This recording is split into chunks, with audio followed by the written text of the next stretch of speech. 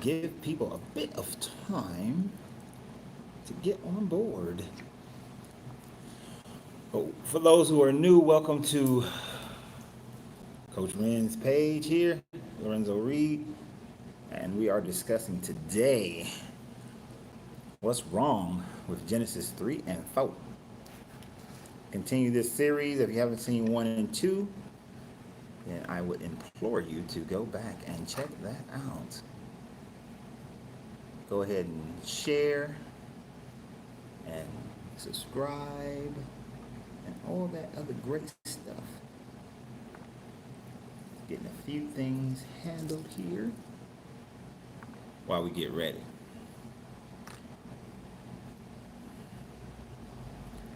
If you saw the first one, we broke down how Genesis 1 and 2 just filled with scientific inaccuracies, impossibilities, and illogic. That's the main thing, is illogic. Before we get started,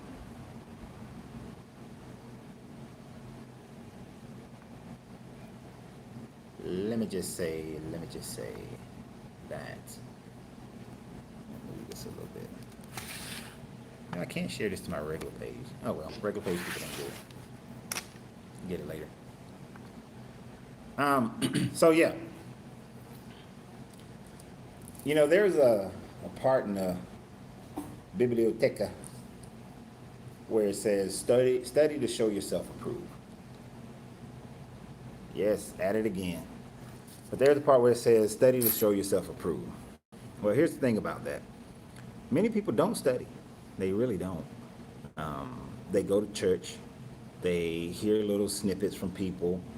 They don't really come to understand what they're reading. And many people have never really delved deep into the first book of the Christian Bible, the Torah, the Tanakh, whatever you want to call it. So what we have here is people not really knowing the root of the tree to which they're believing in. And even though the book says in Proverbs that, let me get my water. It says in Proverbs that in all thy getting, get knowledge, understanding, so that it can become your wisdom. And wisdom, the thing about that is most people don't get knowledge. They go straight to their deity, and they don't really delve deep into the knowledge of everything beforehand. If they did, they would have a hard time even accepting the latter half of the books. And this is one of the things. So I'm gonna tell you quick, while we letting people get on here, I'm gonna tell you a quick little thing about experience of getting knowledge, understanding, and wisdom. When I lived in Florida, I had this. When I moved in, one of the things that was a selling point to me was this grapefruit tree that was in the backyard. And when I got there, the grapefruit tree, it had grapefruit on it. I mean, the fruit was amazing. It was nice. It was great flavors, sweet, lots of seeds. It was a great tree. Uh, uh, it was a great tree. But the thing about it is that tree, unbeknownst to me, was being eaten away at the roots by carpenter ants. And over the years, the production of the tree became less and less. And the fruit, not as good. The fruit didn't taste as good. And so after a time, the carpenter ants had eaten all the root of the tree, and the tree produced no more fruit, and it died. Well, that's what we're in this age of Aquarius, is that when we look at the Old Testament of the Bible, to which the New Testament is supposed to stand on, what we have is a problem. The problem is that the roots of the tree has been eaten away by actual knowledge, true knowledge. True understanding. You see, back in the day, the priest and the government just told the people what they were to believe and what they were to accept, what was real and what was not real. But over time, as democracies came into play, as libraries came into play, as free thinking came into play, as people gained the freedom of thought and freedom of religions and freedom, just freedom, period, we find ourselves in a state where people have the ability to get the knowledge, to get the information. So therefore, the roots of the tree of what is Judaism, Christianity, and Islam has been eaten away by actual knowledge of itself. This is not an outside force coming in, but and not new age nonsense, as someone spoke to me before the other day, but true understanding of the universe, true understanding of science, true understanding of literature and of history and powers and governments have revealed to us how these books don't make sense anymore, right? Now that's a comment was already made, and feel free to comment, feel free to subscribe, feel free to share. Hey, on Patreon, feel free to join my Patreon, and feel free to super chat. Those are great things. I appreciate them all. Denise said, I know that you are starting with the beginning, but please expound on the fact that the New Testament was written first.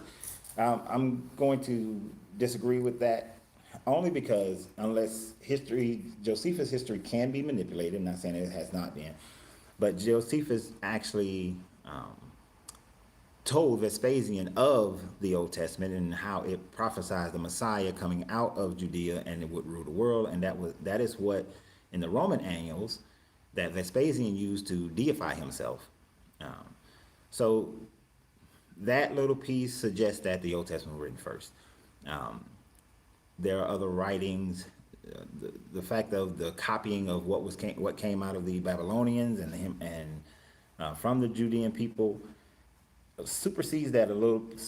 So there's for me, there's not enough evidence to show that the New Testament was written first. But if you have information, I am very open. I'm very open to additional new information. Be very glad to hear it and see it and analyze it and study it and break it down, especially for who wrote it. Because the author, if you don't know the history of the author, you don't know what you're really reading, which is why many of the writings of Josephus and his Testimonium Flavianum is definitely a forgery, because he would have never written that. Why, people? Why? How you doing? So we are 8 minutes in. We're going to get started because we're not going to be here all night. I know some of y'all love them 4-hour shows that me and Kevin used to do, but we're not doing those. No. So last week we finished going over, we went over chapter 1 and chapter 2 of Genesis, and how these 6 days of creation are so unscientific. And if God is the great, administrator, the great architect, the great geometrist, the great scientist, then these things would not have been done in that order. If God really wanted man for all time to understand and believe in it or him, as they say, then he would have done it in a way that as we grow in our intellect, especially since we ate from the tree of knowledge of good and evil, that as we grew in our intellect, that at some point we would have been looking at this information and saying that, wait, something's not right here. If God had any logical sense about him, he would have done these 6 days of creation in a format that would make sense astrologically, so that people will say, okay, you know what? The Bible is telling you how everything was created. But instead, vegetation comes out first. There's the whole earth is covered by water, which the earth has never been covered by water, but totally by water, ever. And we'll get to that even more so when we get to the floods. And the things of creating man on the 6th day, and then Adam and Eve coming in chapter 2, and then the stupidity of putting the tree of life in the garden, and what would be the knowledge of a tree of life if man was supposedly built, Adam and Eve, there was no death. So there was a lot of things that we went over in chapter 1 and 2, but go back and look at those. So we're going to jump into chapter 3. Now at this point in chapter 3, Adam and Eve has been kicked out of the garden. But God was like, no, you can't come into my garden anymore, which gives the meaning that there is something outside the garden. and that there are civilizations outside the garden, that there are people outside the garden, since people were created on this sixth day. Well, no, they haven't been kicked out of the garden. We're about to get kicked out of the garden. My bad. Jumped ahead. Yeah, spoiler alert. Jumped ahead a little bit. But they are in the garden, told them to be fruitful, fill the garden, take care of the garden, handle it. God made, Adam couldn't find a helpmate. I guess he was, doing a little bestiality, see if he can find a helpmate. Couldn't find one, so God snatched a rib out of Adam, to which men still have the same number of ribs as a woman, and we're not missing a rib. And so, which you would think that over these years, looking at skeletal remains, people would have realized that that's bogus. But they didn't, because they had to hold on to this doctrine, this dogma, this control piece. So they're in the garden now. They're chilling, Adam and Eve, butt ass naked, enjoying themselves, right? Right. That replenish statement. Yeah, you can't replenish something that was empty. Like this bottle of water, it already got water in it. So if I replenish it, that means I have to drink all of it and then refill it back up, which replenish lends to the idea of the Big Bang, Big Crunch, Big Bang, Big Crunch as a repetitive cycle. Universe contracts, universe expands. There's always matter, there's always energy, and we are just in another variation of that whole universe, right? So, Adam, Eve in the garden, chilling like a villain, butt naked, handling things. And chapter 3 starts out and it says, verse 1, now the serpent was more crafty than any wild animal animals the Lord had made. He said to the woman, did God really say you must not eat from any tree in the garden?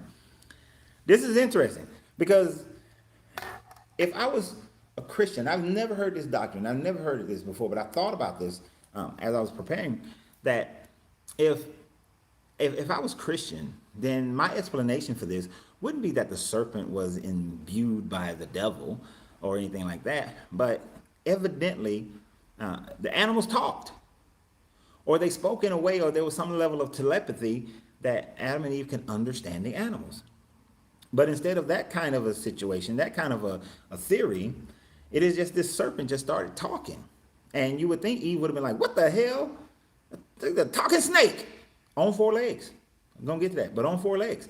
That this talking snake just rolled up, but he was more crafty.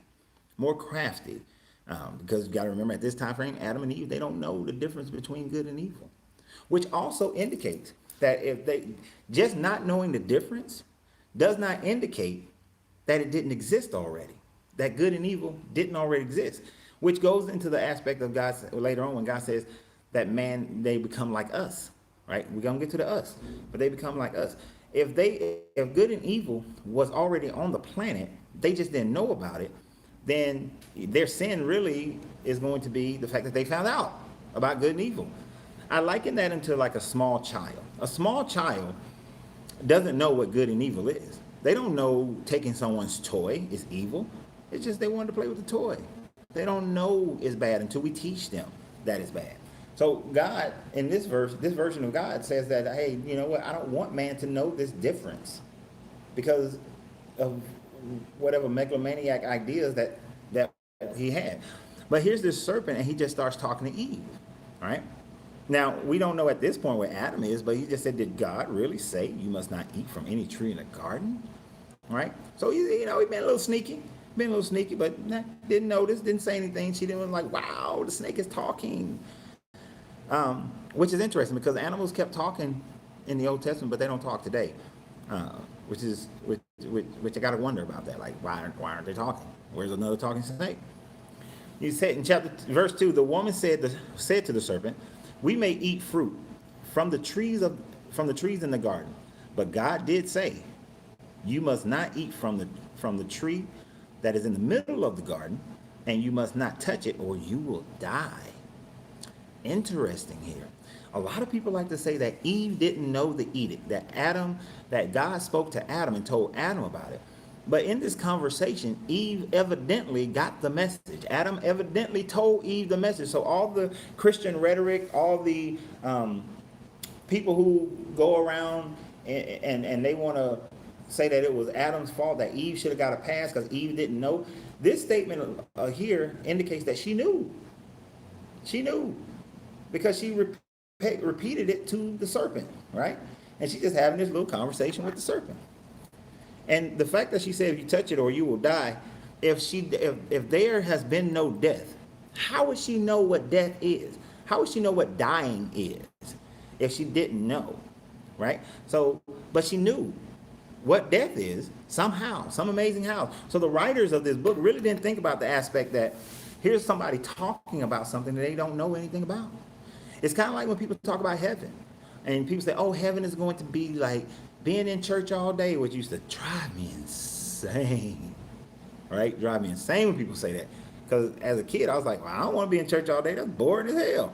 You know, that you're going to be on bended knee praising God all day.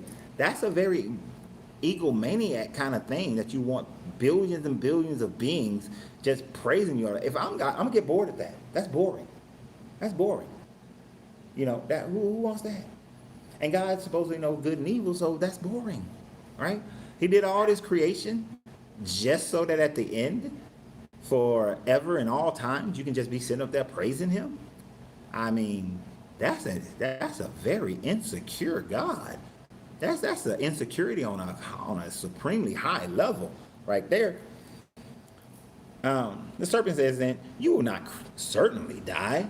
The serpent said to the woman, for God knows that when you eat from it, your eyes will be open, and you will be like God, knowing good and evil. So the serpent is saying that you're going to be like God. So the only thing we need in order to be like God is to have our eyes open to know the difference between good and evil so that we can develop a morality. I mean, if you really think about it, that's what it's saying. So if without knowing the difference between good and evil, you won't be able to develop a morality. And that's what Christians should be saying was God's plan, so that man could develop a morality. So, but we'll see later on that God's morality is jacked up. I mean, it's really jacked, you know.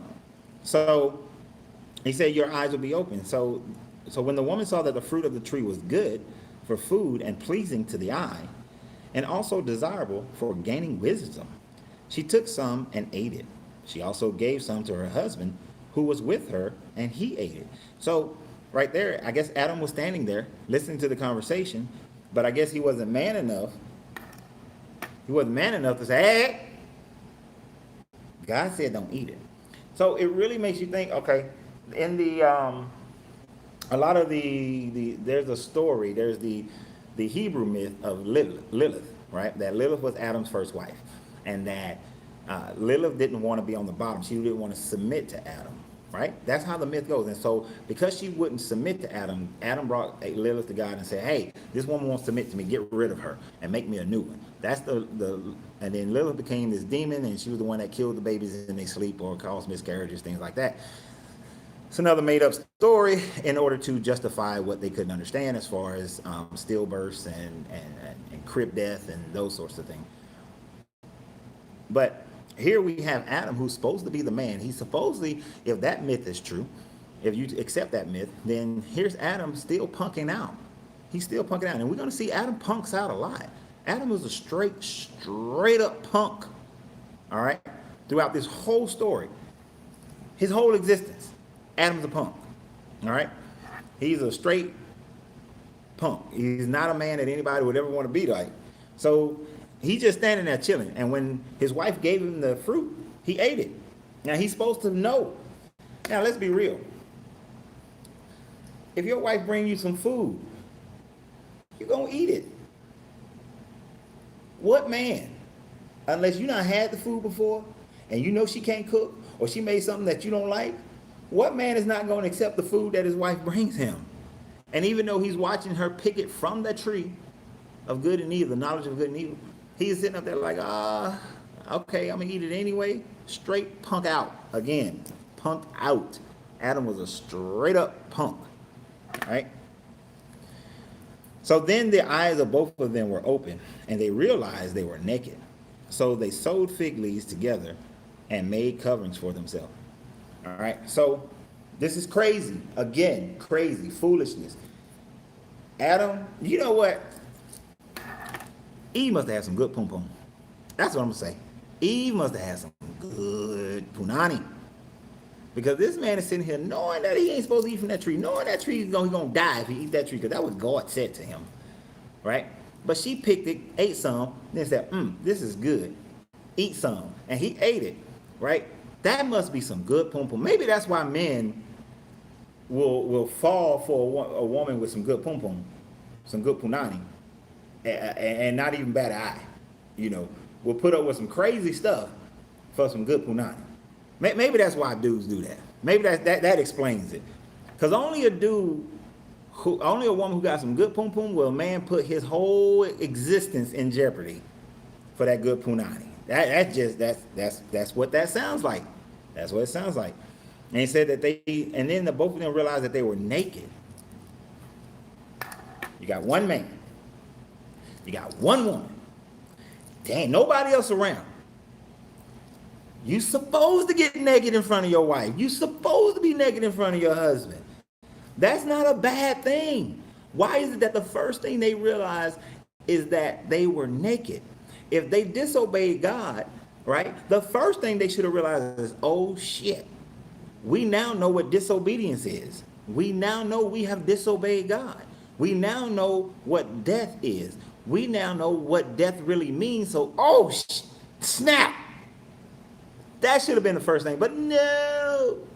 When you're a society that writes, that at the time frame of their writing, they viewed nudity as something you shouldn't be, you shouldn't have, something that shouldn't be exposed. That's the first thing they think about, because that's the first thing the writers thought about, is the fact that they were naked in the garden. You know, and this is all throughout this whole Bible. Throughout this whole Bible, there's always this idea of nudity is such a bad thing, right? When nudity is nowhere near a bad thing. Nudity is great. Nudity is amazing. Because sometimes clothes are restrictive as hell, right? You know how you women are. Y'all get home, first thing y'all want to do is take that damn bra off. Because it's like, freedom, right? But the first thing they realized that they were naked, and they sewed some fig leaves together to cover themselves. But is it that they ate the fruit? But is it that they eat the fruit? Okay, y'all messing me up now. Why cover their so-called private parts? Why didn't they cover their mouths? They should have had better words to say than about being naked. But naked is just foolishness. You know, like, I'm telling you right now, when I'm married and there's no kids in the house, I will walk around butt ass naked. I walk through the house butt booty naked. As a single person by themselves, well, I ain't single, I got a girlfriend, but walking around, and I know no one, I'm walking around butt naked, butt ass naked, right? It's not a bad thing. It's not sinful. Why is nudity the first thing that they say? And in front of your spouse. Shoot, you should be naked in front of your spouse. You might get some. So they made some fig leaves to cover him. Then the man and his wife heard the sound of the Lord as he was walking in the garden in the cool of the day. And they hid from the Lord amongst the trees of the garden. But the Lord called out to the man, "Where are you?" All right. This is dumb on two parts. One, hey, how y'all doing? Smooth and Pearl. Hey, Pearl. So they hear the sound of God walking through the garden. One difference between the Genesis chapter 1 and 2, and when we get here to chapter 3, is that the writers of this text, which some theorize as the J text, written by the kingdom of Judah and their scribes, is that God also all of a sudden becomes anthropomorphic. God in chapter 1 and 2 was more spiritual, more of a spirit being. All of a sudden now God got legs, and he's making sounds. His feet crumbling through the leaves. They can hear God walking, right? And God's walking in the cool of the day. Now, for all my Anunnaki people, this sounds straight up like an Anunnaki, right? He walking, Enlil, walking through the garden. It also sounds like an Anunnaki because it's during the cool of the day. If you study the Anunnaki, you know that they don't do heat, that they come from a planet that's very, very, very, very, very, very, very, very cold, right? Which is why we don't go to Antarctica. Just throwing that in there. But he's walking in the cool of the day. Now, some people just dismiss that and say it's just a time frame of the day.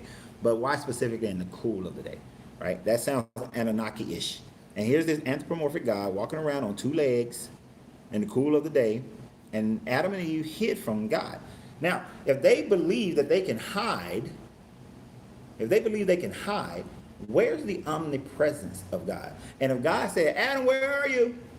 That means God is looking through two eyes and can't find them, don't know where they at. And we're going to see in so many other parts of the Bible, like in Exodus, God is asking people all the time, where are you at? Where are you? You know, you roll up on Isaac and Jacob, and he's like, where are you? Okay. You're supposed to be omnipresent. If you're omnipresent, there's no where are you? You know where everybody's at. You know, really got to wonder about the power level of this God, you know, because why are you asking the question? And he answered, I heard you in the garden. Again, you hearing God. You got God is making noises. He's walking, right? A walking God. Sounds like a person. And I was afraid because I was naked, so I hid. So now that he knows good and evil, he also has this emotion of fear, and he knew he was naked. Again, they're making, this God does seem limited, very limited. And he said he heard him in the garden, and I was naked. And he's like, what? Why is nudity again a sin here? There's no problem with it. Now, okay, Adam, when your child is a baby, I know mine did, them jokers will run around naked all day as a jaybird in front of their parents. They don't care. You trying to change a diaper, that little joker jump up and start running, right? They don't care about being naked. Heck, they prefer to be naked, right?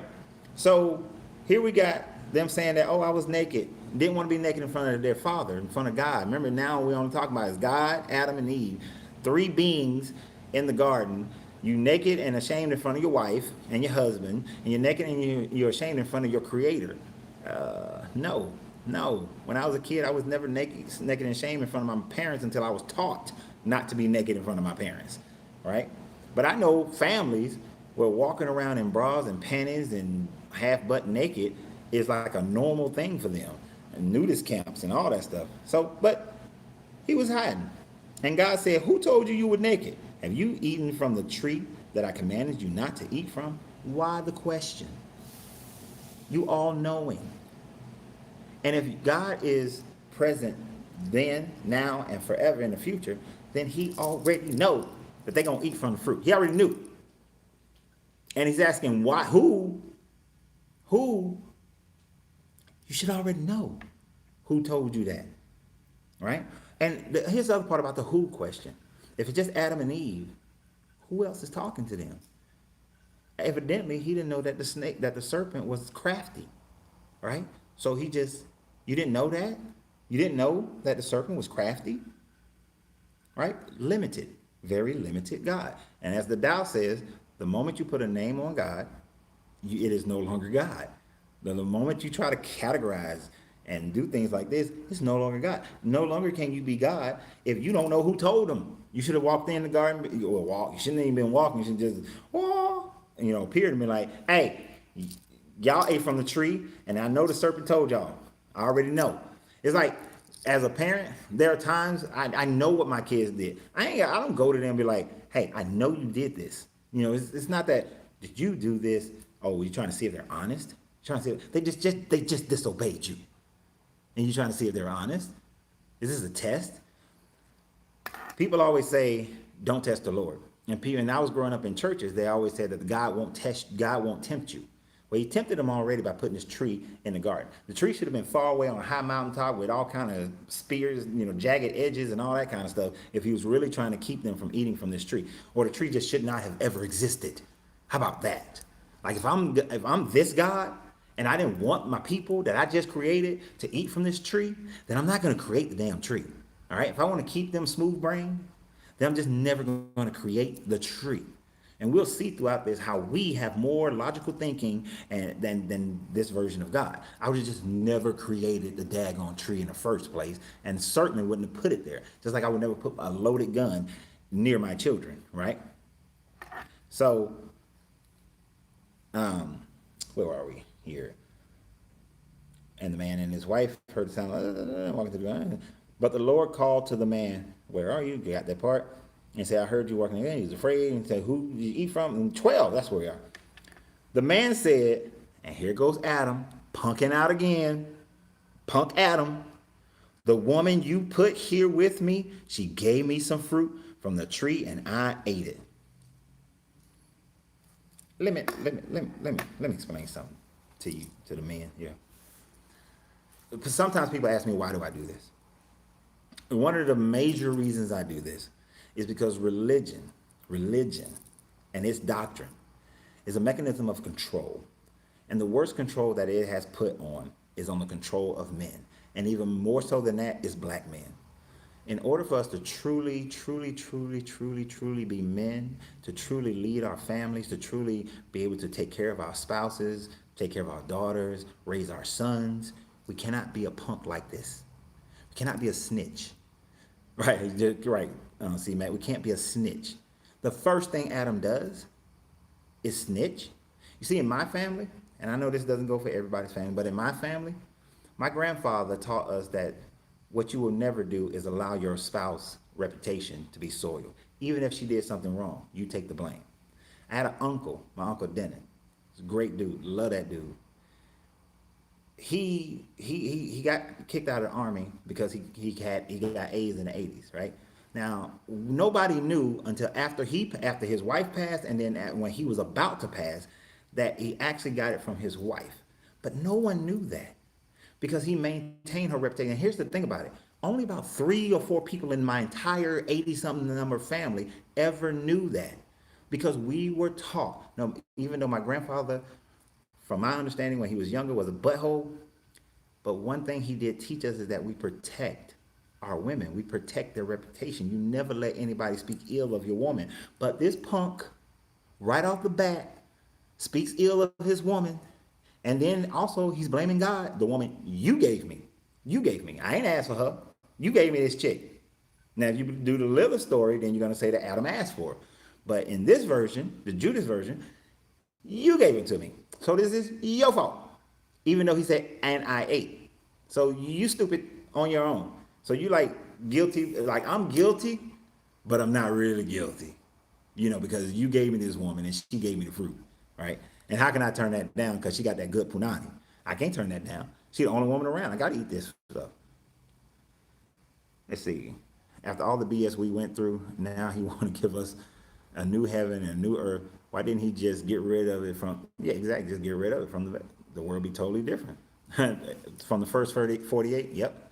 But yeah, he's telling on the woman. And men, we can't do this. We have to uphold our women. We have to take on the responsibility. Just like how if you have a kid that's skipping school, the government blames the parent. Men, if your wife does something crazy, right? You don't tell nobody. You don't tell anybody, right? You keep that to yourself. Anything anybody knows negative about any woman I've ever been with, it's not been because I told them. It's been because they either found out through her own actions or something she demonstrated in front of them. What we do not do is go around telling our business, telling our spouse's business. That's the lesson here. Keep it in-house. Adam should have just said, you know what, God, we ate from the tree. It was looking good. I was a little hungry. That other tree was 10 steps over there, and I was kind of tired. This one was right here. I ate it. It was messed up, and then I gave her some, I'm sorry. My bad, bro. My bad. Can we start over? I mean, because the story just started. It's not like if you're all powerful God, can't you just like wipe the memory away, start them over, or something like that? But that's not what you do. That's not what you do. That's what I would have done, right? That's what I would have done, right? But Adam didn't. He didn't. He punked out again, right? And then the Lord said to the woman, "What is this that you have done?" And the woman said, "The serpent deceived me and I ate." Y'all, the serpent didn't deceive this woman. Where's the deception? A deception is when you tell somebody a false truth, a lie, in order to get them to do something. He did not lie. He said, the moment you eat from this, you will become like God. Since good and evil already existed, God is the only beings that understood good and evil. And evidently, the serpent did too. But God, and think about that, the serpent already understood good and evil. But he didn't lie. He just told him, nah, you ain't gonna die. And guess who winds up being right? The serpent. Now, I know a lot of Christian doctrine said, well, when they died a spiritual death. And we're going to get to something that deals with that in a minute. But that doctrine really doesn't play, because he said you're going to die. And the day that you eat it, you will die. They ate it. God didn't come around for however long to the cool of the day, and they ain't dead yet. It should have been like, touch it, dead, right? Because in the first in chapter 2, he said, if you touch it, you're gonna die. But they did. They touched it. They eat it. They wiped the juice from their mouth. She gave him some. And then they sewed some fig leaves together, and then they hid, and then they was walking around butt naked for a minute, sewed some fig leaves together, so they had plenty of time to die. To die. Right, Denise, it didn't say anything about a spiritual death. This is a doctrine that came along later, a later on doctrine, when people first started reading this and saying that, well, they didn't die, all right? Right, and Adam lived like 900 years. You're skipping ahead smooth. You're skipping ahead smooth as ice. But yeah, Adam lives like 900 some odd years. That's a slow death. And the doctrinal explanation for that has always been, they're right, that would have been the end of the Bible if they died. Exactly, it would have been. But the doctrinal explanation for that is that their bodies were made so perfect, so beautiful, and without issues, that it took all that time for them to die, for aging to happen, right? But no, we're not buying that today. We're not buying that today, because in this version of God is a liar, right? This version is lying. He lied to these people. And a woman, right off the bat, she learned from her man. She's standing there. God asked the question. Adam, she did it. And she's standing like, oh shit, that's how we playing this? That's how we gonna do this? We playing it that way? Okay, tell you what. Serpent did it. I can do that too. See how I played that game? Serpent did it. Wasn't me. He tricked me, right? But he didn't. He didn't deceive her, right? And so the Lord said to the serpent, because you have done this, cursed are you above all livestock and wild animals. You will crawl on your belly and you will eat dust all the days of your life. If you really think about this, right? At what point have serpents been like on the lower end of the totem pole? Like serpents there are so many other animals that don't do shit. They can't win a fight, right? They can't do nothing, right? A gnat, a mosquito, a serpent. Most animals are terrified of serpents. Serpents have a pretty good life. If a serpent came rolling up into here, you're going to see my big 240-pound butt scurrying about, picking up something, trying to get at him. But most of the time, people run from serpents. Most of the time, other animals run from serpents. Serpents eat all the rats. They got the big joints, them boa constrictors, and them what's the ones in the Amazon? Them pythons and them anacondas. They be eating like whole pigs and stuff, and whole other animals and all that kind of stuff. They're not on the bottom. So I don't know what this punishment is. And you're going to eat dust? No, they eat animals. They eat other animals. They're not eating dust, right? And I know people say, yeah, mongoose can defeat a snake and other snakes can defeat snakes. There are a few other animals that can do that. But for the most part, snakes are high on the food chain. They apex predators, right? But eating dust, I ain't never seen a snake eat dust and be like, man, don't be eating that Georgia dust. That Georgia dust is a little chalky, a little clay in it. You don't want that Georgia dust. You want to go out to California, get you some of that real nice, fine sand dust that they got in California. That's that good dust right there. You ain't never seen a serpent going out there doing that. Have you? No. What you see a serpent do? They eat your cat, right? They eat your rats. They'll eat the dogs. Even them little small ones be eating the insects, right? So I ain't never seen a snake eat dust, ever. And I know people say, well, they crawl on their belly so the dust is in their face. No. It's just in their face, right? And he says, and I will put enmity between you and the woman, and between your offspring and hers. He will crush your head, and you will strike his heel. I don't even know why that's there. That don't even make sense, right? Steve Mac said angel dust. There's some high snakes running around. Got all zoomed up and everything. Got all zoomed up. But put enmity between you and the woman? I think there's enmity between serpents and man, period. Between serpents and other animals. There's a problem there. And for some of the animals that will fight a mongoose, will crush a snake. There are other big animals. An elephant will crush a snake. So, yeah, no. And it will strike your heel. No, they strike anywhere they can get to, right? They can strike anywhere they can get to. Now, here's the thing, because y'all know we do. I'm big in studying the Sumerians and the Anunnaki because that was written before all this, and this is kind of like a duplication of it. In the story of the Anunnaki, what you had is Enlil represents the eagles, right? As far as making them into animals. Enlil represents the eagles. Enki represents the serpent. The battle between Enki and Enlil is that Enlil didn't want man to be able to reproduce on their own. Enki wanted man, in order for Enki to get the version of man that he desired, man had to have reproduction processes, right? So, as that story goes, it wasn't that they ate from the tree, it was that Enlil came and saw that the woman, and actually it was the women, were pregnant. And he was pissed because they weren't supposed to be able to do that. So then he got pissed at his older brother, who was actually lower on the what do you call it? The aristocracy, right? So Enlil is lower on the aristocracy. So he was, Enlil and An got pissed at Enki for making man be able to reproduce, and so Enki lost a lot of power. Now, we also have that story. Somebody just mentioned it when you talk about Tiamat. Tiamat was supposed to be this grand, great lizard, right? Serpent, and which is the mother of Enlil and An's wife, but Marduk waged a battle and killed the serpent and crushed Tiamat's head, which then they used the body of Tiamat to create the earth. That's one of the Anunnaki stories. So they easily could have extrapolated and took parts of that and made it into their story. 17. To Adam he said, because you listened to your wife and ate fruit from the tree about which I commanded you, you must not eat from it. Cursed is the ground because of you.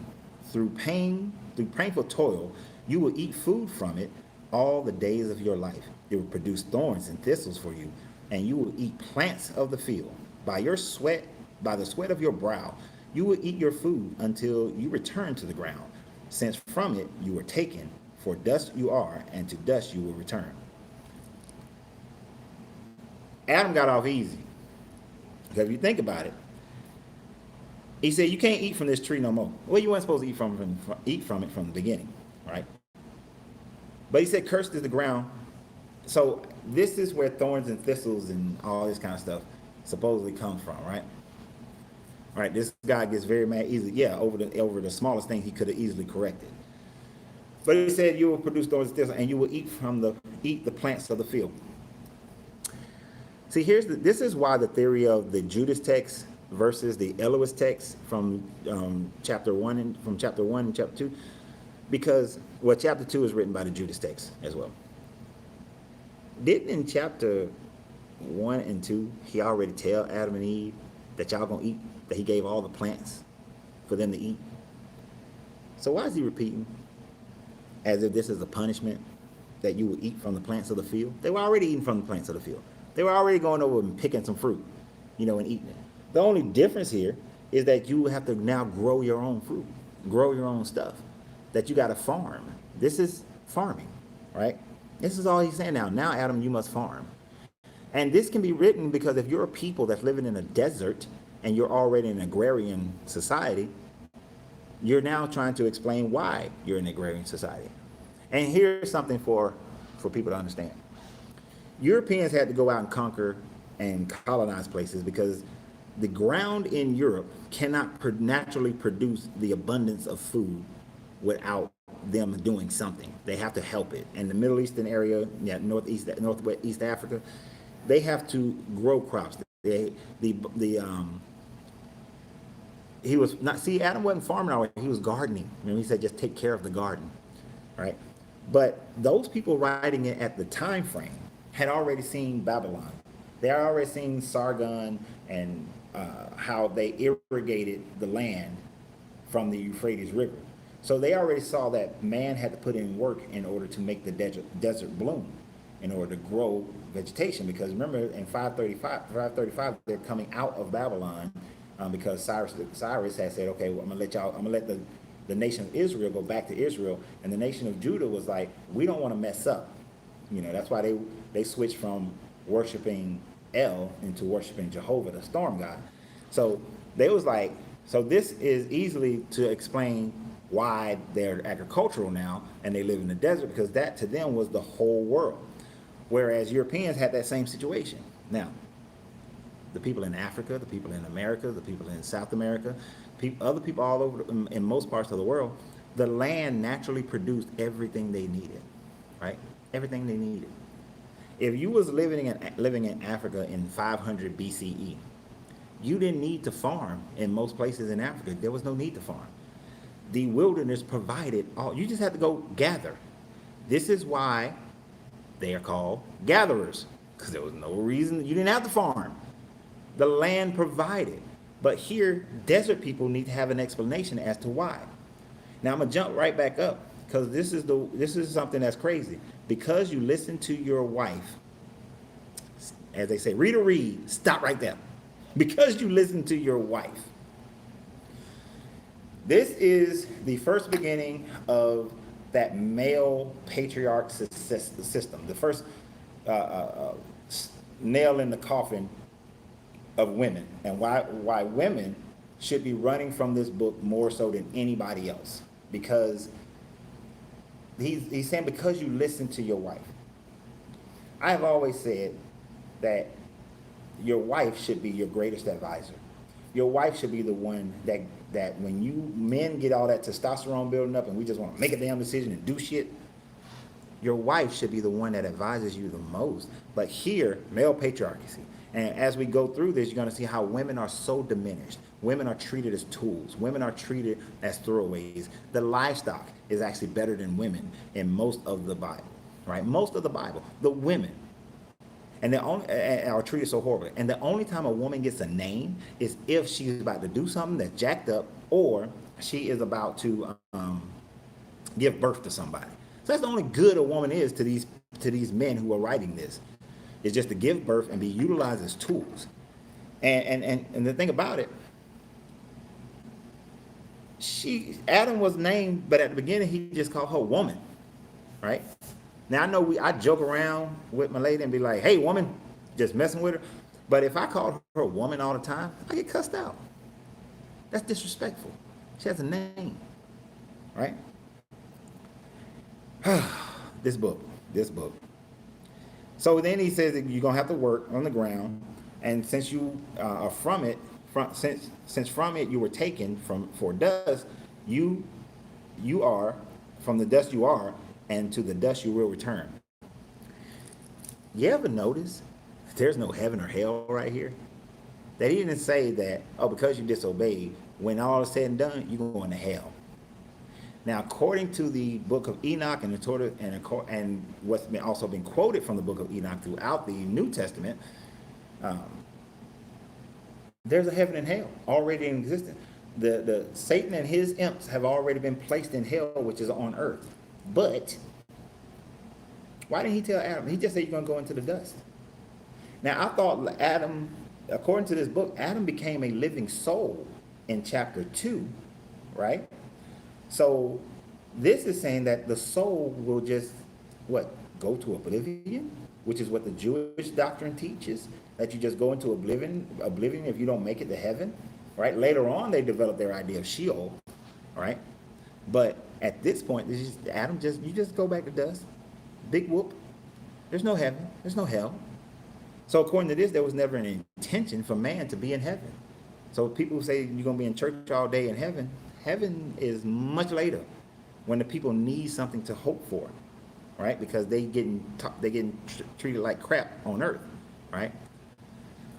So, and Adam, here we go. Remember at first I said, what did Adam call her? Woman. She ain't worth a name. And Adam named his wife Eve. Just let that sink in for a second. God named Adam Adam. Adam named his wife Eve. Male patriarchy, male dominance, treating a woman like she has no existence. So I wonder, because it doesn't tell you how many years they would walk around in the garden, right? It doesn't say how many years they walk around the garden.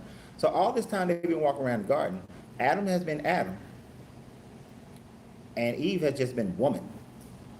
She ain't got no name. Verse 20. After they eat from the tree. After she now talked to the serpent. After God now walked in down in the cool of the day. Adam named his wife. Your name is Eve. You know what? That's your name now. Because you would become the mother of all living things. They ain't had no kids. They have not experienced death. They don't know what death is. But all of a sudden, Adam just all of a sudden knows that she gonna get pregnant and have babies. Right? And she will become the mother of all living things. All of them. All of them. Woman's in charge of all living things. Right? But she just got a name. She just got a name. She had no name before. The Lord made garments of skin for Adam and his wife and clothed them. So the Lord butchered some other animals. Now, some doctrines say that in order for, this is when the blood sacrifices first began. In order for Adam and Eve to be absolved from their sin, God killed an animal. He sacrificed an animal to himself. So he held me, I sacrificed this animal, I sacrificed this animal to me, to forgive you for the sins that you committed against me. Why kill an animal when you could have just wiped their memories away, started over? No, you got this. This is God starting his murdering, which, as we go through this, it's a whole lot of murdering. God does a lot of murdering in this book, right? So they were rocking a fur coat, exactly. So he made them some skins to clothe them. And the Lord God said, again, this nudity thing, really? Right? So, then I guess the animals were multiplying already. Maybe that's how Adam knew that there was such thing as birth. Because if you had, 2 deers, right? Is a deer plural? Is a deer plural? Deers? I don't know. If you had 2 deer and God killed off the 2 deer, those deers are gone. Maybe that's what happened to unicorns. He killed 2 unicorns.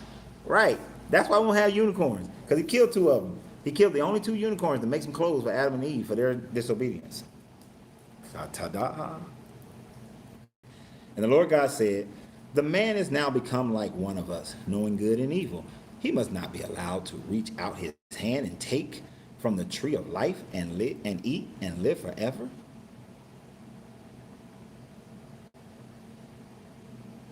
Who is us? Who is us? And this is where a lot of Christian doctrines say that, Jesus was already there. Jesus was present in the garden, right? That he was already in existence. Because they're trying to define this us. Now, according to the Sumerian story, we know who the us is. The us is Anu, Enlil, Enki, and then Harsag, Ishtar, and all the other, Dumuzi, and all the other Anunnaki. That's the us. Now, when I was a kid, I was told that the us, before they changed the doctrine, because, I'm 49, before the doctrine changed, it became popular that it was Jesus, I was told that the us was the other angels. But nothing in here suggests that there were other angels. Nothing. Who's the us, right? Become like us, knowing good and evil. And he must not be allowed to eat from the tree of life anymore, or he'll live forever. So these bodies weren't made perfect because they required this tree of life in order to sustain themselves. Now, the Anunnaki story says that this, and this will explain why it said that, and in the garden, there was plenty of gold, and he saw that the gold was good, right? Because in the Anunnaki story, the elixir runoff of gold, when it's smelted and when it's purified, that elixir is used to maintain the Anunnaki body, to let them live for hundreds of thousands of years. So that, and Anu is considered the tree of life because Anu had the knowledge of how to do that, right? According to the Sumerian story. So I guess they couldn't have that knowledge of the tree of life. They couldn't eat from this tree of life. But if they didn't know death in the beginning, how would they know to eat from this life, eat from this tree, right? How would they know to eat from this tree? They wouldn't. It would have just been another tree in the garden that was named the tree of life, so that, that's the only way they would have known, because they were kind of smooth-brained. So the Lord banished him from the Garden of Eden to work the ground from which he had been taken. So I guess there was some other land outside the Garden of Eden, some other stuff. Yeah, to work the land. So I guess they was in a bubble. Like, how the NBA had that NBA title in the bubble last year. They was in the bubble, right? And everything else and everybody else was outside the bubble. And people he created on the 6th day must have been outside the bubble. And I'm saying that because later on in the next chapter, we're gonna see why that must be what's going on here. All right. So he banished him from the Garden of Eden so he can work the ground. After he drove man out, he placed on the east side of the garden a cherubim with flaming swords flashing back and forth to guard the way to the tree of life. Now, I was in the Marine Corps, and when we would set up a camp and we didn't want people to get in, we didn't just protect the east side. You had to protect the north side, the east side, the west side, and the south side. Unless you backed up to an ocean, you got to protect all the sides. If there's a cherubim on the east side, I just go around and come in through the west. Maybe that's why Adam lived 900 years. Because he was like, ha ha, I see the cherubim, but I'm going to go around to the west side. And I'm going to sneak in, grab me some fruit from the tree of life, and I'm going to go back out. Cherubim ain't going to know what happened. God is the worst military strategist ever. Ever. Because you're protecting one side. Doesn't make sense. Doesn't make sense. There's this thing in the military called flanking. I guess God, the all-knowing God, didn't know about flanking. Because they could have easily flanked this dude. All right? After he drove the man out, so he put him on there with a flaming sword. A flaming sword? You're God. You're angel. You got a cherubim. And if you've ever seen a description of a cherubim, it's not one of them little fat white babies that they have in the European areas of a little bit cute baby that actually modeled after the Greek god Cupid.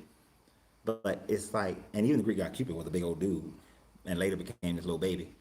But cherubims are not these little baby things. They're supposed to be these big, humongous, you know, God-ish beings. What the hell do they need a sword for? Right? What did they make? And who made the sword? Why has God got swords? I guess if this story was written today, then the cherubim will be sitting there with a A1 Abrams tank, or you know, a F-18, you know, Hornet, or the F-22 Raptor jets, or something. Because a sword, you got a flaming sword. That's it, a flaming sword, and you just waving it.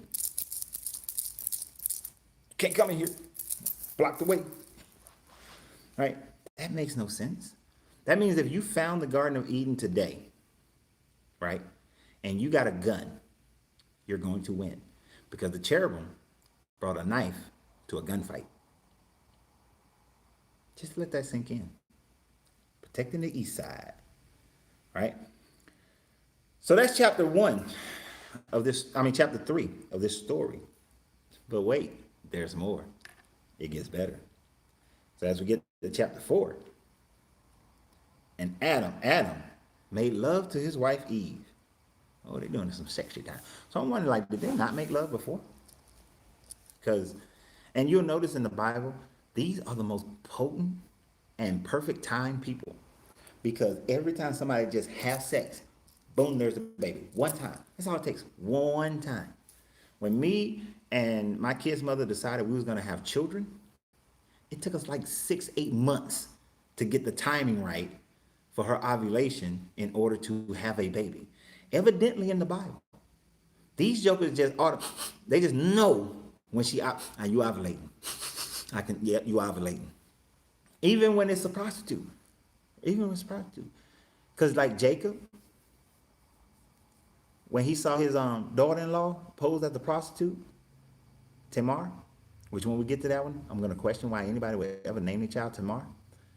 When he saw one time, had sex with her one time, and bam, she pregnant. Right? It's always the same thing. One time and they pregnant. But hey, they got that brand new, just made sperm and egg going on. And she became pregnant and gave birth to Cain. She said, with the help of the Lord, I have brought forth a man. Later, she gave birth to his brother Abel. It's kind of messed up, right?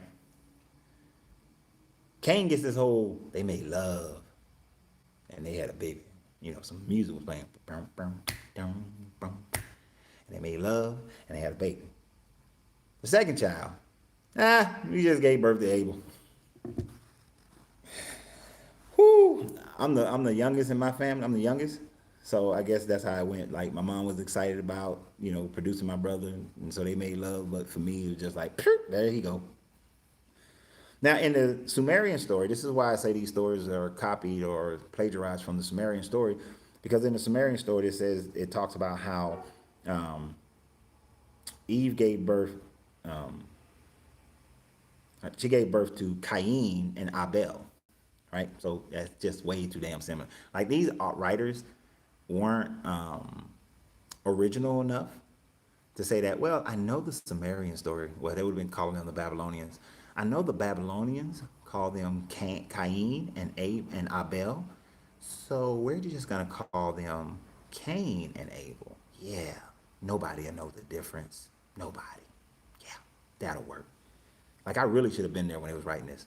I'm like, nah, let's call them something else. Let's call them like, uh, David and Garfield. Let's give them totally different names so people in the future can't say, damn, that's similar. Cain, Abel, Cain, Abel, Adamah. Come on, man. It's like the names are too similar, right? Now Abel kept flocks, and Cain worked the soil, the cursed soil from Adam. He had to work the cursed soil, right?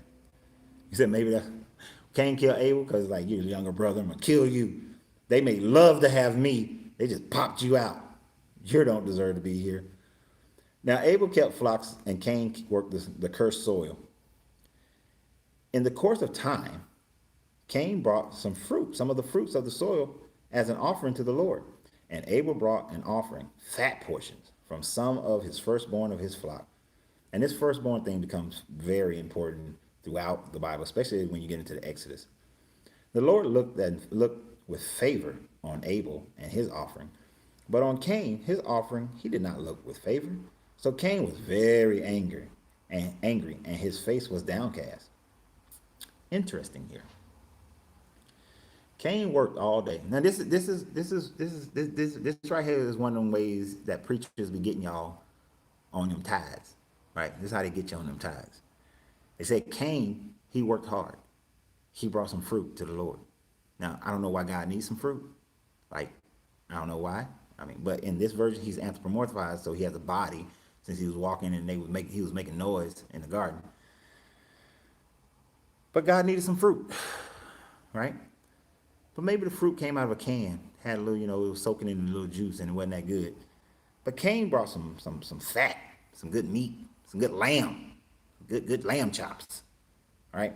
And God said, you know what, this meat tastes better than some fruit. Now, me being a 90% vegetarian, I'm gonna tell you, when I have some meat, I feel full, I feel good. It's like, it's hearty. When I eat fruit all day and vegetables all day, how you feeling hungry like most of the day? Like, that didn't do nothing to me. Like, come on now. I want that pot belly feel. So maybe, and we know as we go through this book, God loves a good barbecue. Loves a good barbecue. Right? And I know you vegetarians be throwing some vegetables on the grill, but they don't have that barbecue smell. So Cain was pissed. Like, dude, I worked hard all day. And this is how them preachers be getting y'all. You work hard all day. You make your money. And you're supposed to get 10% of that to the church. Right? Some of y'all can't pay y'all bills. Right? Some of y'all can't pay your car note. Some of y'all don't have life insurance because you paying everything. You're trying to keep up with everything that you've gotten, right? And you should feel some kind of way when somebody comes to you and say, you need to give 1/10 of it to the Lord, right? That's bull. Hey, you go starve. I know you work hard for this, but just give it freely. And give your best part. Give your best part. I've heard people say Abel gave his best to the Lord so that the pastor can drive around in a nice new Mercedes and live in a nice 5-6 bedroom house while y'all got 6 people living in a 2-3 bedroom apartment. You see how they get you? Tell you. They set it up from the beginning. We're going to get that money. We're going to get that. That's why the goal was good. We're going to get that money. God going to get that money. Right? Get the fat. So, hey, Cain had a right to be pissed off personally. Cain had a right to be pissed off because his offering had more working. Have you ever seen a shepherd? A shepherd just stands around. Yeah, eat some grass. Okay, come on, sheep. Let's go eat this grass. You farming? My pappy was a farmer. 70-something years old, out there just That hard work. And when he wanted to teach me, I was like, nah, bro, it's too hard. I'm gonna go do this IT thing. That's too much. The Lord said to Cain, why are you angry, the omniscient God? Why is your face downcast? If you do what is right, will you not be accepted? But if you do what is not right, sin is crouching at your door. It desires to have you, but you must rule over it. There right here, there right here, tells me that God already knew what Cain was going to do.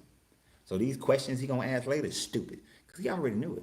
He already knew. He said, you mad. You big mad. And I don't want to argue with you. You want to argue. But he big mad right here. And he's telling him, hey, man, don't be mad. If you did what was right, if you give me your best, if you gave me the good stuff, I know you out there working hard for it, but give me the good stuff, right? Give me the good stuff. You know how they do us with taxation? Oh, and if we do Exodus, and we start talking about Joseph and his Technicolor coat and how they did Egypt and how he did in Egypt, screw the poor and take care of the rich and the pastor and the priest. That's basically what Joseph did. I might do a separate video about that one. But he said that sin is crouching at your door. He knew he was going to kill his brother. Now Cain said to his brother Abel, let's go into the field. While they were, let's go into the field. Now, I'm going to tell you, when I was younger, and my brother would have said something like that to me, I'd be like, nah, bro, you plotting on something. You ain't never asked me to go out into the field. You plotting on something. But Abel, old dumb butt, went out into the field. While they were in the field, Cain attacked his brother Abel and killed him. Damn. Over some offering. Over being the displeasure of your daddy. This ain't his daddy, this is God. Your dad, God is displeased, so I'm going to kill you. I'm going to kill you for it. Cain got problems. Cain got problems. But he's showing typical signs of the older sibling being pissed off because the younger sibling gets more stuff. Now,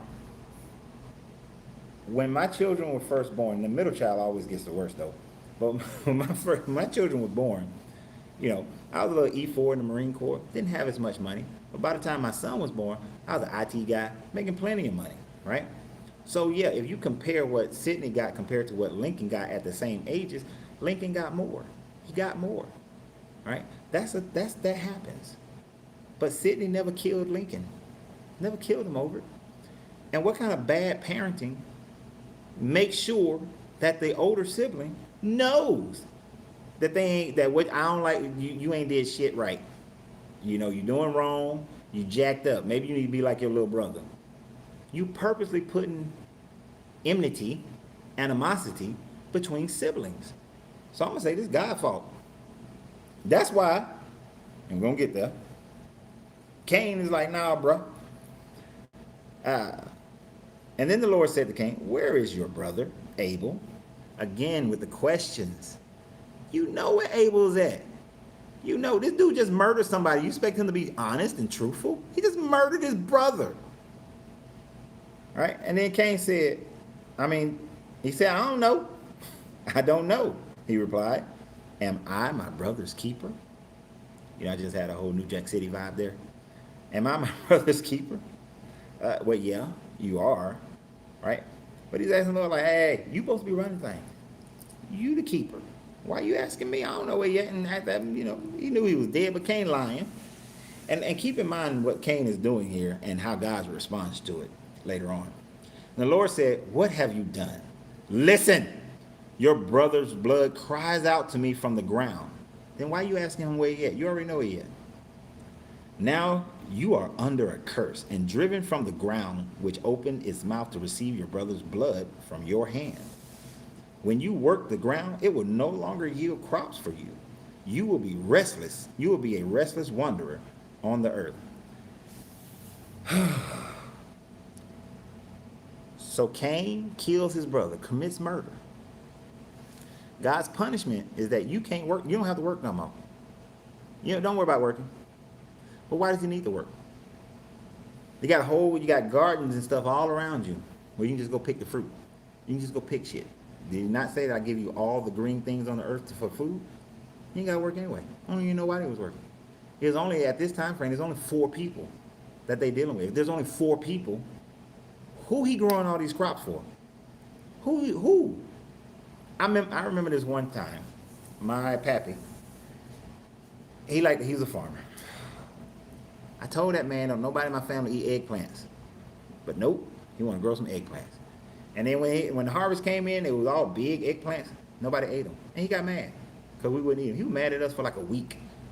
It was like, but dude, it's only like, at that time frame, it's only like me, my wife, 2 small kids, the wife pregnant. Who you think gonna eat all this stuff you growing? So who is he growing all this fruit for? Who he tilling the ground for? He ain't got a wife yet. Who he growing it for? Cain said to the Lord, my punishment is more than I can bear. Now see, punk daddy, punk son. He just told you ain't got to work no more. All you got to do is just walk around, wander around, picking fruit. That's more than you can bear. That's more than you can wear. That's more than you can bear. So the thing, if I can just walk around and just eat, like if I can just walk through the city of Atlanta, just walk into a restaurant, eat what I want to eat and keep on moving, just live where I want to live, just walk from restaurant to restaurant, eating, sleeping wherever I want to sleep. Sounds like a pretty good life. Sounds pretty good to me. I don't know what he's talking about. He can't bear it. What, you gonna be away from your parents? You gonna be away from you're a grown ass man. All right? Now I understand that. Let me see what the comment was here. You make the story hilarious. Because the story is hilarious. Because this is so jacked up. Don't work no more. But can have some kids. He was the first one to be on the government's. Yep, first one to get welfare. Just walk around eating whatever you want to eat. Go have some kids. Don't worry about it. You good. All right? In verse 15. No, we're still in 14. It's more than I can bear. Verse 14. Today, you are driving me from the land. There's a ton of land everywhere. If you're wondering, then there's a ton of land everywhere. So this is the bubble that they were living in. You're driving me from the bubble, even though they were already driven from the bubble. But maybe they was right next to the bubble, right? And I will be hidden from your presence. I will be restless. I'll be a restless wanderer on the earth, and whoever finds me will kill me. God's omnipresent, right? Correct me if I'm wrong. God's supposed to be omnipresent. So how can you be driven from the presence of God? We see in Exodus that he's on this mountain, he's in this bush, he's in Egypt, he's in a big old bellowing cloud that they following. He don't seem like he's just stuck in the bubble. It seems like God can be everywhere. But according to Cain, he's like, I'm going to be driven from your presence. But that ain't his biggest problem. His biggest problem is that whoever finds me will kill me. Who are people going to find him? I'm wondering. Who going to find him? Did y'all ever ask that question in Sunday school? Like, who is going to find him? If it's your mama and your daddy, Adam and Eve, you just killed your brother, and you. Who gonna find him? And where the hell is Adam and Eve in this? They just lost a child. Their youngest child is dead. Right? The youngest child is dead. If anybody wants to kill him, it be Adam and Eve. Because you just killed their child. Right? You just murdered their child because Sky Daddy didn't like the food you brought him. Who's gonna murder you? They should be the one. I'd be the one wanting to murder him if that was my child. But he said somebody. He said if I'd be out there and Daddy might come find me, Adam might come find me and kill me because I killed his youngest son. Who are the people? He's inside the bubble. These are the 6-day people. That's probably who we're talking about. The 6-day people. So they can't be the only people on the planet. They can't be the first ones created because it must be some 6-day people running around. Right? The Lord God said to him, not so. Anyone who kills Cain will suffer vengeance 7 times over. Then the Lord put a mark on Cain so that no one who found him would kill him. So Cain went out from the Lord's presence, and lived in the land of Nod, east of Eden. Did right him. Imagine if our justice system today was such that if you kill somebody, you get a tattoo. And if anybody see that tattoo, they know not to kill you. I don't know how they would know not to kill you since they weren't in the presence of God.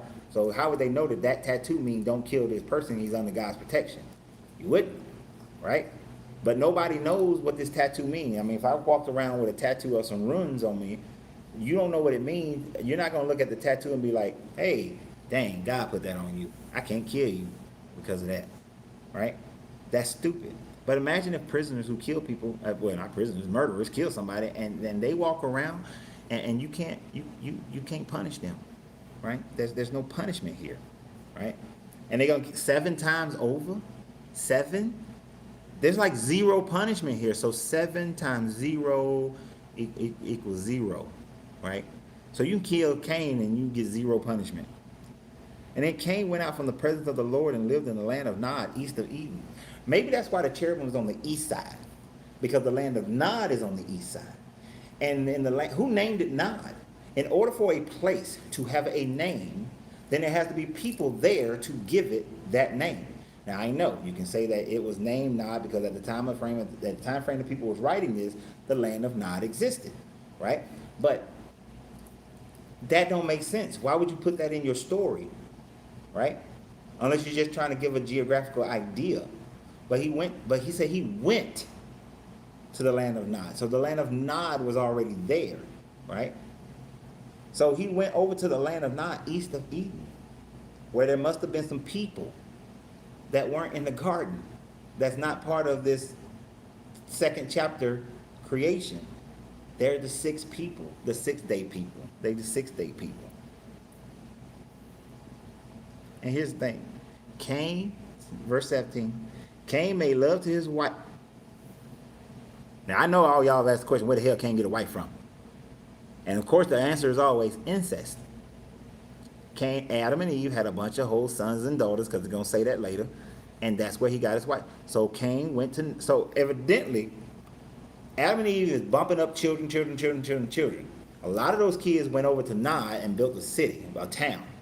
Cain, who was the second born, so he older than everybody, because, the firstborn, he older, he goes over to Nod and say, you're my sister, you're going to be my wife, I'm going to bang you, and we're going to have a child. Yeah, because that's how we do it, because there's no one else around. So I have to bang my sister, right? It's kind of gross. It's very gross. Cain wife from his rib? Nope, not in the story. But, so he goes over and says, hey sister, nothing like some sister love. You're truly a sister wife. Truly a sister wife. All right? So he goes and his wife, and they give birth to Enoch. Cain was then building a city, and he named it after his son Enoch.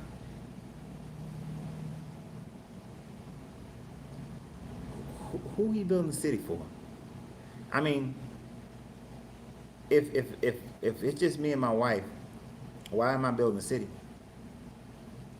I just need to build a house. I don't need to build a city. But he went and built the whole damn city. For who? A bunch of 6-day people? Is that who he built it for? The 6-day people? Now, in the Sumerian story, when Cain killed Abel, Cain had to go and live amongst the other 16 different types of man that survived. Not all of them survived, but some of the 16 versions of man that survived. And he got a wife, because he wasn't now in the presence of Enlil and Enki and Anu.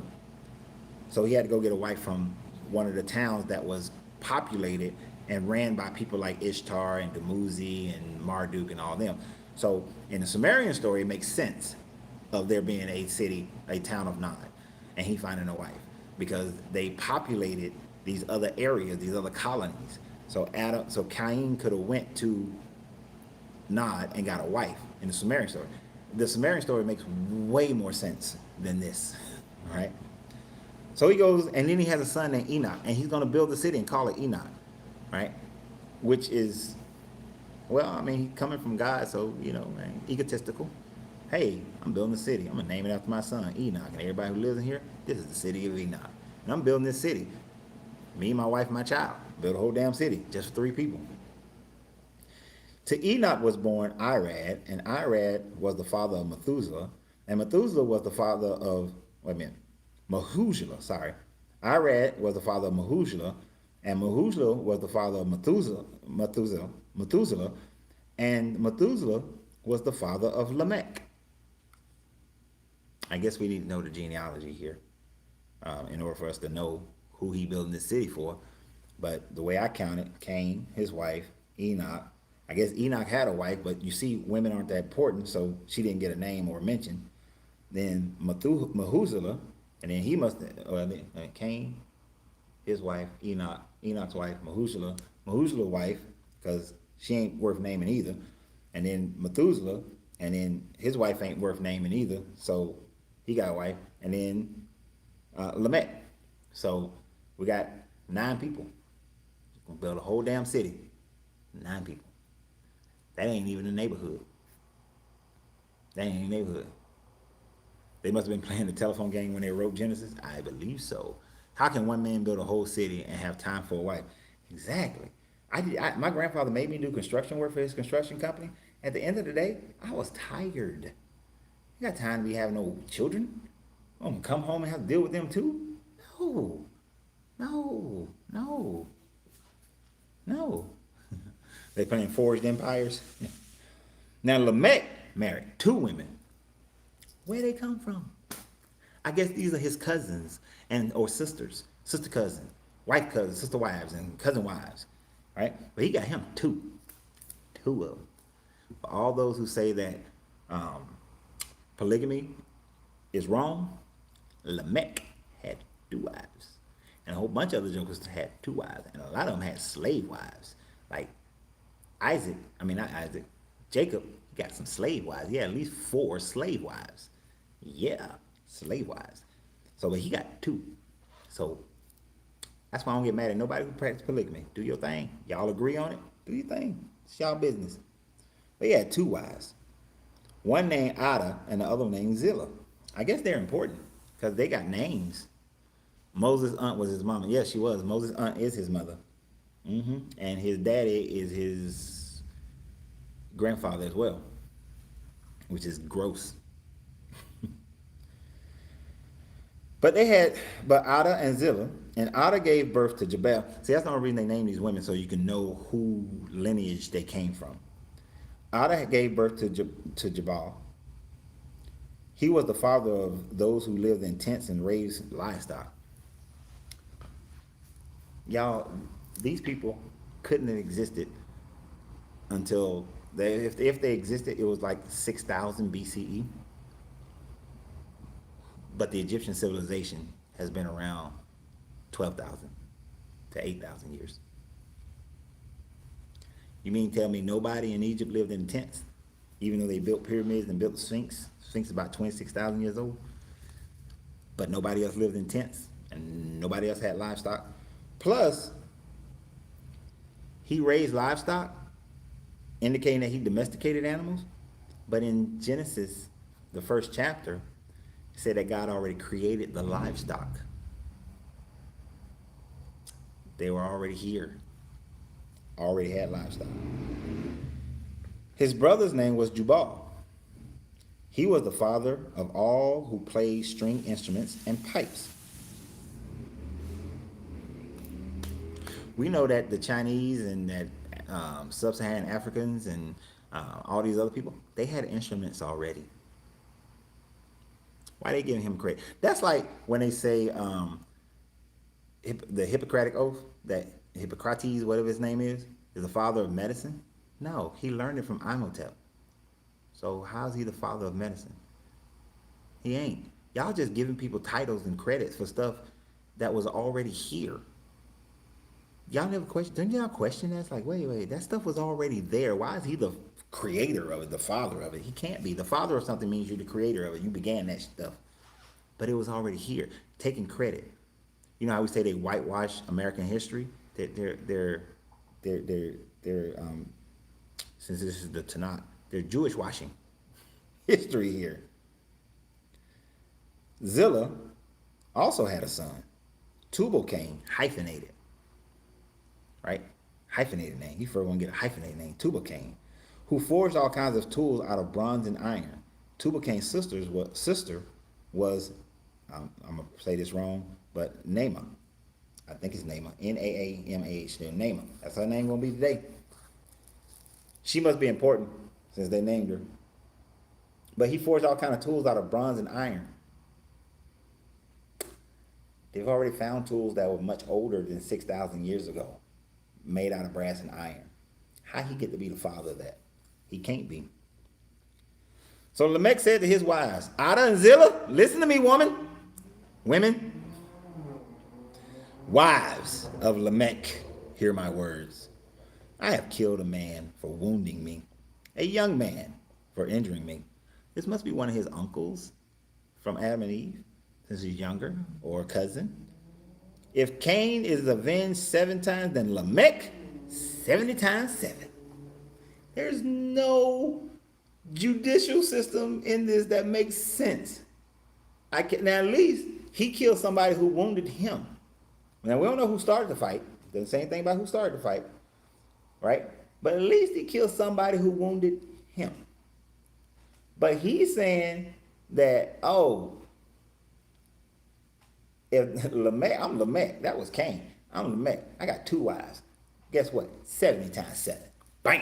Ain't nobody gonna mess with me, because I'm the man. Now, nowhere did God put a tattoo on him and say that nobody can kill you. He just self-grandized himself. He just like, this is the way God's justice is, so I'm just taking hold of it. I don't blame him. Take it. You took 2 wives, take that too. You should package this and sell it, record yourself reading the Bible and sell it digital. That'd be funny. Contemplate that, possibly. Found something that already existed, Columbus all over again. Exactly. Columbus, oh, I discovered America, even though there's people here already. Yeah. And these people are writing this in around 535 BCE, right? So they've already seen the kingdoms of the Babylonians. They know about the Assyrians, and they know about the Sumerians. So they've already seen great construction. So yeah, they're just like, yeah, no, we made that iron stuff. We had a dude that made that a long time ago. Y'all just got it later. Y'all just picked it up from him, which would make the Babylonians y'all family too, by the way. Jewish people from back then. Adam made love to his wife again. Look at this. Cain, Adam and Eve made love. Made love again. Gave birth to a son and named him Seth. Abel, he just was born. No love story with Abel. And named him Seth, saying, God has granted me another child in place of Abel, since Cain killed him. So evidently the parents knew that Cain killed their offspring and no punishment from the parents. These some bad parents. These some horrible, horrible parents. And what makes it even worse, can you imagine growing up as a child and you have no individuality? That you grow up as a child and say, you're the replacement for my child Abel. Yeah, that's your specialty. You're the replacement for another child that was killed by your older brother. I mean, that child needs a counselor.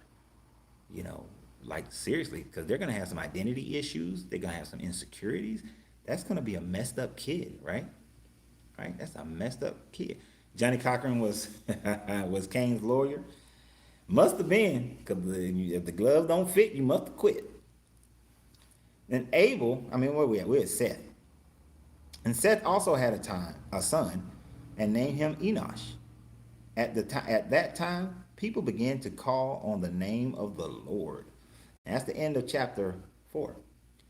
That's a very interesting. That's something that's been glossed over. So all this other time, nobody called upon the name of the Lord. Basically, they're saying that Seth invented religion. Seth, he invented religion. Although religion was already around, because the Babylonians and everybody else was already worshiping Marduk. Remember I told you, if you see the first video, Marduk, the 7 days come from the worship of Saturn, or also named as Marduk, and Saturday is Saturn's day, and that was a day of rest. There was already religion. There was already worship. There was already calling upon gods. to bring rain or to help them fight in battles and giving offerings and all these kind of things. They were already doing it. Matter of fact, guess who else was doing it?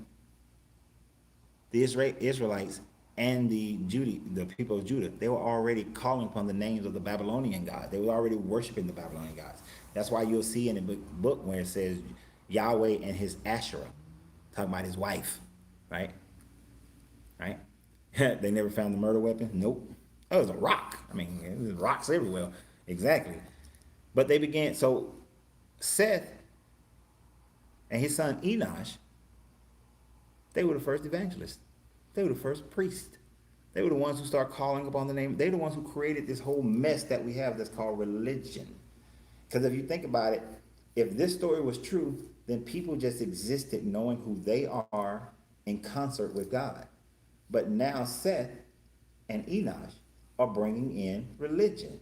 Oh, I'm going to call on the name of God to bring the sun back up. I know the night is scary, but we will tarry forth, and before the break of dawn, you will suffer through the most darkness you ever experienced. But out of that, I will bring the light of the Lord to you, and we will call upon the name of the Lord to replenish the land, to bring forth fruit and vegetation, to give abundance to everyone. They the first one started with the religion thing, and we got to be mindful of that. This is why this book don't make sense, and this is why this book is wrong, because it's telling you that these people are doing things that were already in existence. It's propaganda in order to uplift a people who were afraid of a god of the mountain, Jehovah, the storm god, and they were afraid of being conquered by the Babylonians in the same way that the northern kingdom of Israel was conquered. So they are writing this story to demonstrate, so that they can say that no, they are bringing about this. We start calling upon the Lord. We start recognizing who the true God is, not Baal or Baal, but Jehovah, Yahweh, the Lord, El Shaddai, and all that.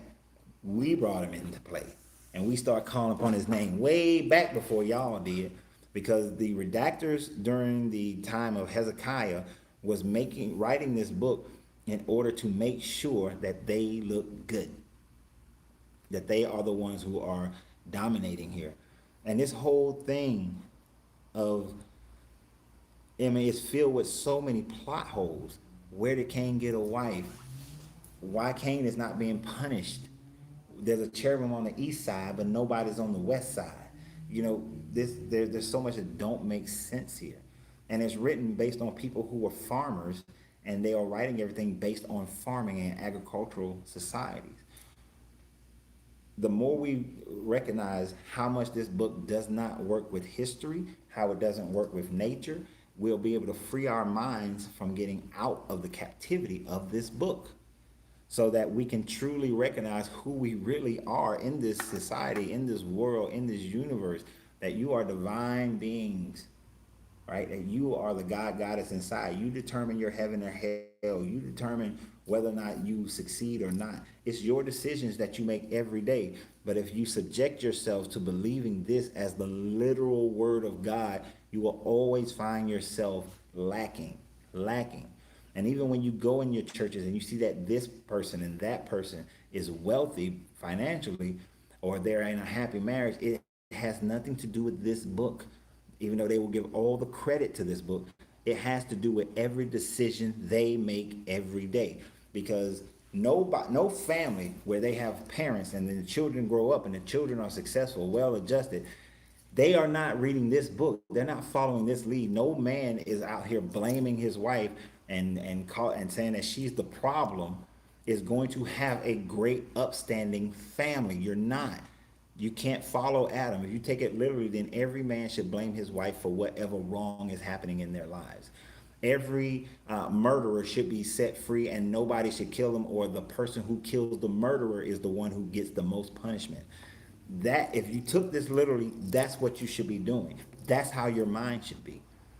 And some of the things from this book does have your mind. It has your mind where you say, okay, I work hard, and I know I'm living in a shelter half here. I know I'm living in squalor, but I'm gonna keep giving my money, giving what I build. I'm gonna keep giving this to an organization that is living happily off my money, and I'm going to continue to live poor. That's what, if you was taking this book literally, that's where your thoughts should be. Your thoughts should be that incest is okay. If you think your sister is sexy, then go have sex with your sister. Your cousin, then go marry your cousin. And then women, y'all ain't got a name unless we name you. Unless we name you. Why people? Why take your name off that? You ain't why people. Why your name Jessica now? That's your name now. Why people? Why? I know I know why people. Why is a lady, because I met her once. But your name is Jessica. So and Denise, your name ain't Denise no more, right? Your name Mary, Denise. I'm naming you Mary because that's what these men have the ability to do, just name you, right? They can just name you. Otherwise, you just woman. That's it. And when y'all have a child, if you lose a child, you have another child, make sure you tell that child you just a replacement. You just a replacement for the other child. That's all you are. You're just a replacement. All right. And and go get yourself 2-3 wives at that. And women, don't be mad when you got a sister wife. Cause Lamech had 2 of them. Right? So this book. Oh yeah, let's just walk around just eating shit. Eat whatever we want to eat. Take whatever we want to take. After you commit a murder. You got to commit a murder first. Go commit a murder, then you can go eat whatever you want to eat. And walk around the land. And if anybody kill you, they're going to get punished. So, yeah, we can't take this seriously. We can't take this as history. We cannot take this as literal. And we cannot take this God as the God. He don't know where the people are. He keep losing people. Hey, Adam, where are you? Because I don't know. I'm omniscient, but I don't know. Cain, where's your brother? Because I don't know. And oh yeah, and I got a body because I'm walking through the garden making noises. You know, God is not omnipresent. He's not omniscient in this book. He Cain, I know you about to kill your brother, but I'm not going to stop you. I'm not going to stop you. You know, did he ever think like, Abel's going to die? What children he would have had, what life he would have led, how many people would he have affected, you know? Nope. Abel, you gotta die, even though I know your brother about to kill you. This is foolishness. This is crazy. This does not make sense at all, right? And I want y'all, his mama named Cassius, I'm gonna call him Cassius. And you know what? Let's go in the middle of nowhere and build a whole damn city. Build a whole city. Am I familiar with? Yeah, I can't even say that name. From Nag Hamas? I'm not. But let's just go build cities with no people in it.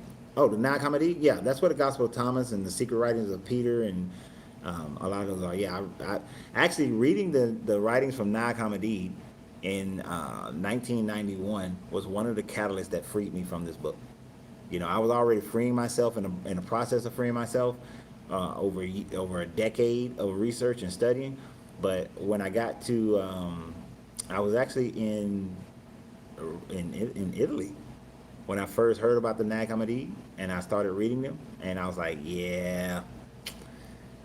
These people wrote this to control folks. Because in the Nag Hammadi, it actually tells the people that you have to equate women and men as equal. Now, you know they wasn't going to put that in this book, right? Wasn't going to do it. And they said that the kingdom of God is at hand. And it's everywhere. It's all around you. And it's inside of you. That ain't in this book. Not like that.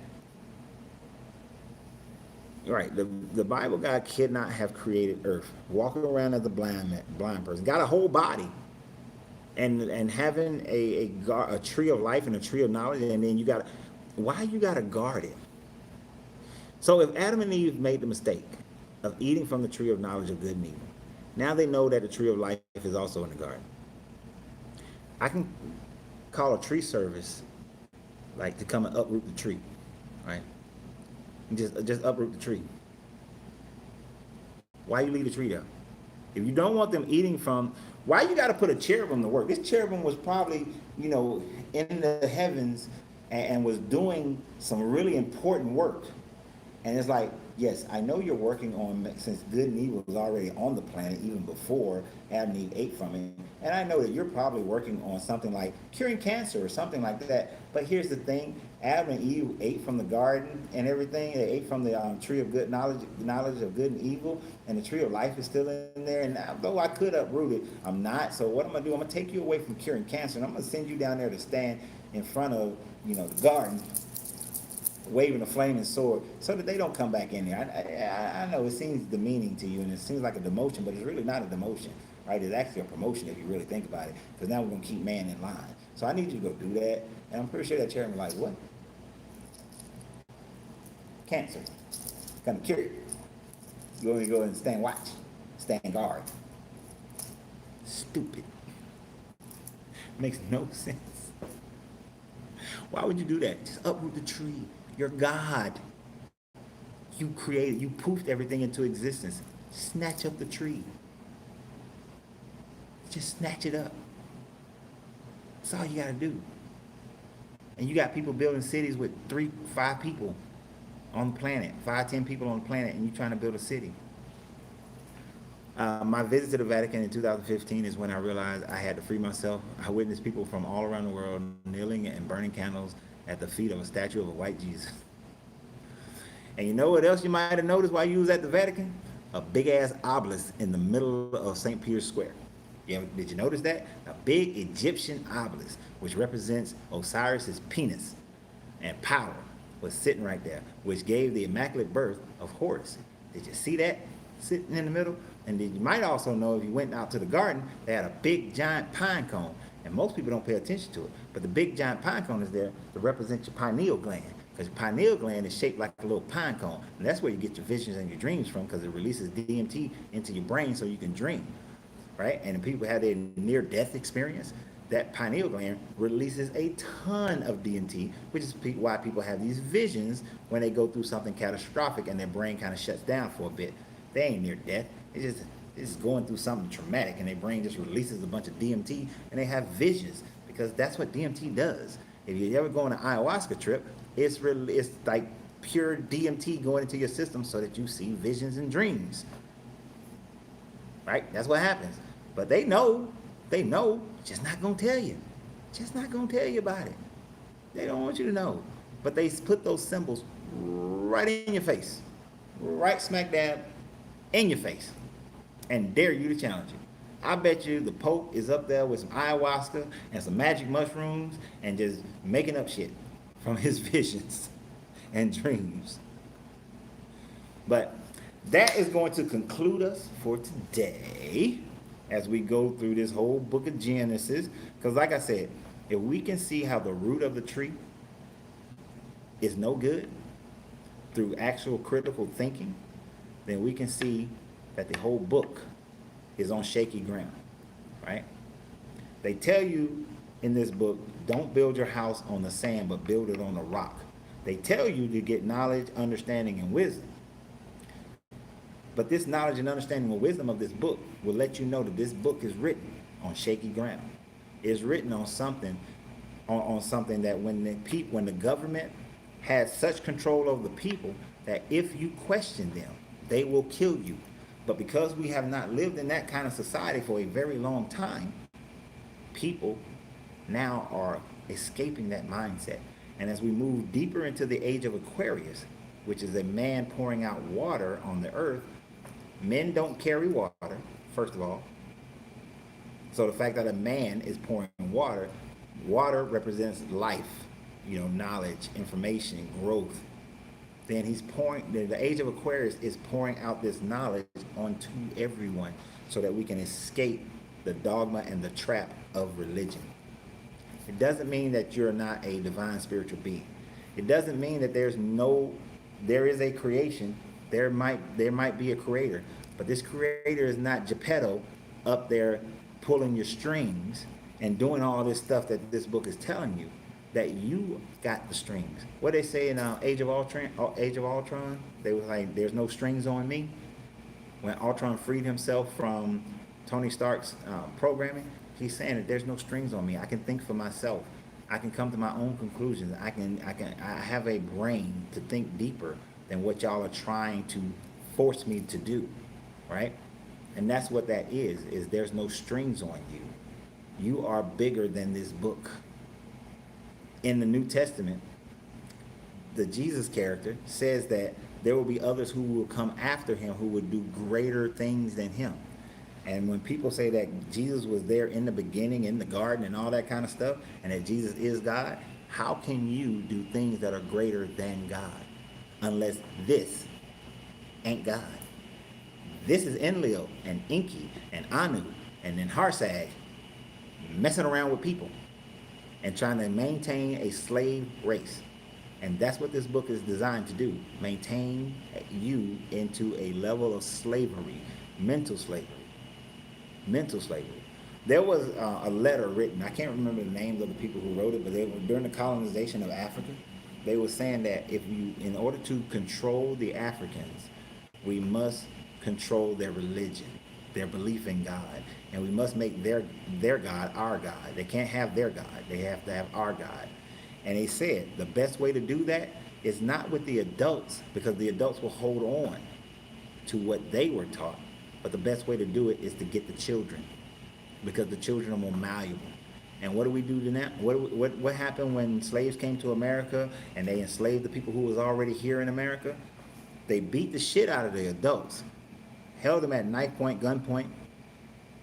But once they were able to control the children, they knew that the children would teach the next children and the next children to worship their God that told them that it's okay to have slaves. And as we go through this book, you'll see, and I will bring it out and show you, where it's more than just those verses that talk directly to you having a slave and how to treat a slave, but the mere fact that they have slaves and God condones it by allowing these people to do the stuff that they do with their slaves. When he says stuff like, don't work on the Sabbath and don't cause your slaves to work.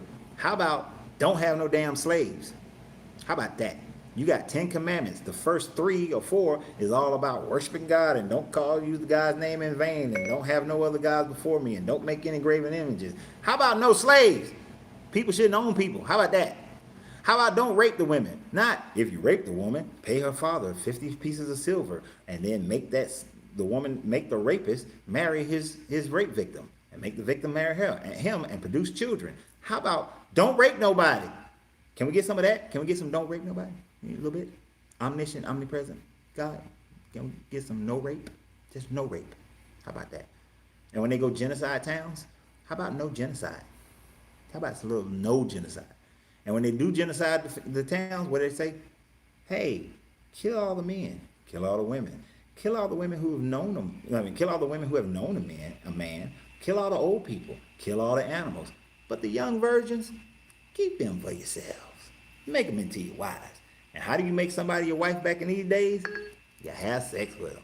So if a woman that you just went and fought and killed their daddy and killed their brother and killed their uncle and killed all their male cousins and killed all their livestock, you think they're saying, oh yes, I want to marry you. I'm 12 and I just saw you kill everybody and I want to marry you because you're so great, so wonderful. No, they would have been appalled. They would have been like, oh, like screaming in terror. But no. You're going to rape them and make them your wife. How about this God saying some of that? How about when Cain killed Abel, he said, you know what? You messed up. Now that you killed your brother, you're going to prison. Oh, I'm going to kill you because you shouldn't be killing people. I'm going to let people know that if you murder somebody, I'm going to murder you. But instead, he wants to kill Onan because he jizzed on the floor. He want to kill Onan's brother. I forgot his name right now. I want to kill him because he was just a bad person. So I'm going to kill him. Really don't like him. This is backwards, y'all. This is backwards.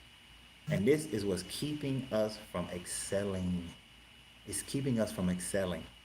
It's keeping us from being able to grow into our true form, to become the divine beings that we really are, right?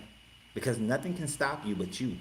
But if you let this mental prison of this book stop you, and it's not just the Christian book, the Jewish book, the Christian book, the Muslim book, the Vedics, all that, the Hindu books, the Buddhist books, and some are better than others, but this one is horrible.